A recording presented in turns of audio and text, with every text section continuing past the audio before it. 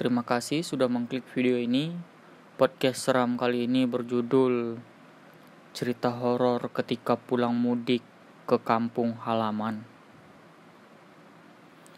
Kisah yang bercerita tentang seorang anak kuliahan yang ketika ia pulang yang tidak biasa, ia pulang pada malam hari, sampai di rumah ia malah dimarahin sama orang tuanya.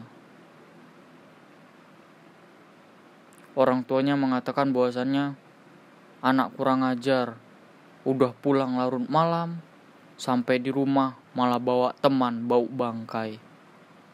Yang jelas-jelas, padahal dia dari tempat kosnya, ia pulang sendirian menggunakan motor. Begini ceritanya.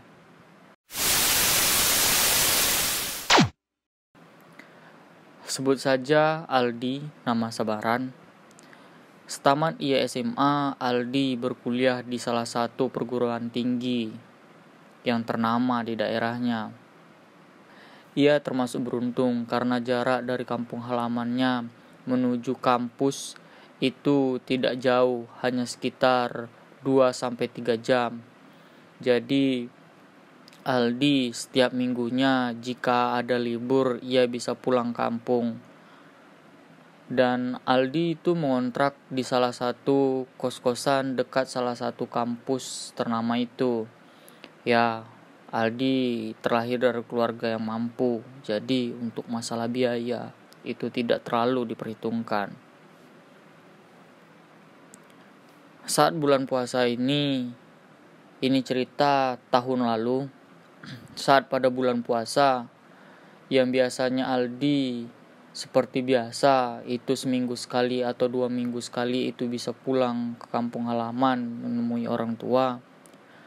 Pada hari itu, tepat hari Sabtu, tidak tahu mengapa Aldi ketiduran sampai jam 6 sore. Bangun-bangun dia marah-marah, kesal karena tidak sadar. Seharusnya ia bisa pulang lebih siang. Ia kesal membanting beberapa barang dan langsung berkemas pakaian-pakaian kotor yang diambil dimasukkan plastik. Setelah masuk plastik, dia langsung mengambil kunci motor untuk mengantarkan pakaian-pakaian kotor itu ke laundry, di mana tempat biasa dia mencuci pakaian. Setelah diantarnya, dia kembali ke kos, mengambil laptop dan beberapa perlengkapan untuk ia mudik. Ia berkemas dalam kondisi masih kesal dan marah-marah. Jadi, ia buru-buru saja langsung pulang. Itu sudah pukul jam 7 malam. Pulang, ia menuju kampung halamannya. Dia tidak memiliki pikiran hal apa yang akan ia alami, karena ia sudah kesal dengan apa yang ia rasakan sore itu. Ia mengegas motornya dengan sangat kencang. Ia tidak memikirkan keramaian orang. Sampai akhirnya ia hampir berada di posisi ingin melewati jembatan panjang menuju kampungnya. Dalam kondisi kesal, tiba-tiba Ardi sangat-sangat merinding, tidak tahu mengapa. Padahal ia belum sampai di dekat jembatan. Perlu diketahui bahwasannya jembatan ini memang sedikit aneh. Karena mengapa setiap kali orang melewati jembatan ini selalu saja sepi. Padahal sebelum dan sesudah jembatan ini selalu ramai pengendara motor ataupun beroda 4. Jadi Ardi tanpa pikiran panjang, dalam kondisi masih marah dan dongkol, dia mengebut sekencang-kencangnya melewati jembatan itu. Ketika dia sudah di tengah jembatan, ia benar-benar merinding setengah mampus. Tangannya gemetar, dia tidak tahu mengapa. Dia pun tidak tahu apa yang ia pikirkan. Ia mengegas saja dengan kencang. Setelah sejam perjalanan selesai dari jembatan, ia kembali berada di kerumunan pengendara-pengendara lain.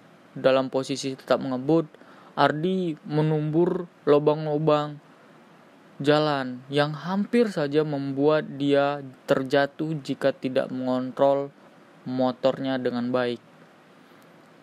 Namun Ardi dalam posisi masih kesal, dia tetap saja mengebut, dan padahal sudah sejam perjalanan, Ardi masih saja merasakan merinding tidak karuan. Sampailah Ardi di daerah dekat lorong mau masuk ke kampung halamannya. Ardi mulai memperlambat laju kendaraan motornya. Ardi berbelok dan menjalan pelan, dan sampailah Ardi di depan rumah. Ketika Ardi di depan rumah memikirkan motor dan posisi motor masih menyala, orang tuanya dari dalam langsung menyahut, "Anak aneh, udah pulang larut malam, malah bawa teman lagi. Mana teman bawa bangkai. Udah sana, turun dari motor, cuci tangan, cuci muka. Tuh." Jadi orang tuanya menunjuk keran di halaman rumahnya untuk Ardi tidak langsung masuk ke rumah sebelum ia cuci tangan dan cuci muka.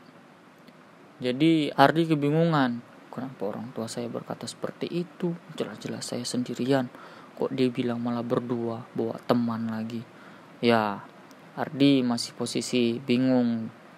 Jadi Ardi langsung cuci tangan, cuci muka. Ardi masuk ke rumah ditemani di belakang sama orang tuanya. Ardi disuruh duduk dan orang tuanya langsung berbicara. "Jawab jujur, kamu tidak ada baca doa tadi sebelum perjalanan, bukan?" "Iya, Pak."